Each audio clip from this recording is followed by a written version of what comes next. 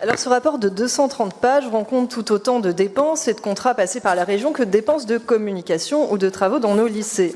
Il nous apprend par exemple que la région a dépensé 4 300 € pour un envoi de lettres destinées à faire mieux accepter la RN 88 dans 4 communes de Haute-Loire, Saint-Austien, Le Pertuis, Saint-Pérénac, Saint-Étienne-Lardérol. La RN 88, vous savez, cette déviation dont on a déjà un peu parlé, largement contestée tout particulièrement par ceux qui tentent de protéger l'environnement contre le goudron à tout prix.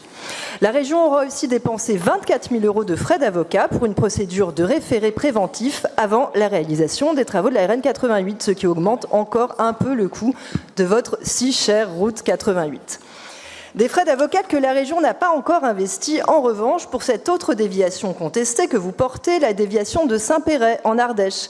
Mais par ricochet, cela ne saurait tarder.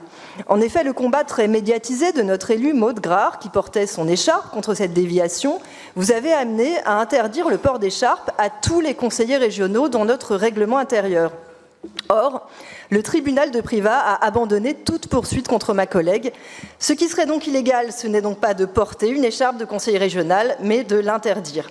Les tribunaux risquent de vous le rappeler. Le plus simple serait donc, et je vous le demande ici, de retirer ce point du règlement intérieur avant d'avoir à payer de nouveaux frais d'avocat.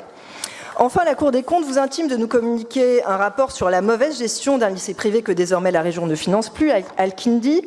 Cela, ajouté au récent scandale Betaram, montre qu'enseignement et religion ne font pas bon ménage et qu'il est peut-être temps de revoir la politique de la droite de soutien à tout craint à des lycées privés pour flécher les fonds vers nos lycées publics, des établissements qui peuvent accueillir tous les lycéens sans soupçon de mauvaise administration, de propagande religieuse, de mauvais traitement ou d'entre-soi. Les lycées publics ont besoin des fonds publics, cela doit être notre credo.